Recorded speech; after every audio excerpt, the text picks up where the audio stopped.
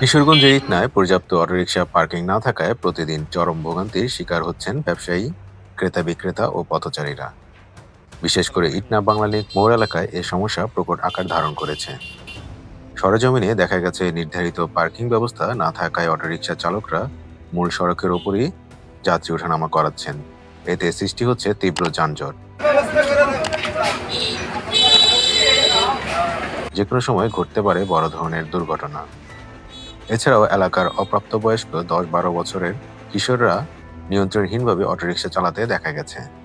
তাদের বেপরোয়া গাড়ি চালানোয় দুর্ঘটনার ঝুঁকি আরও বেড়ে যাচ্ছে।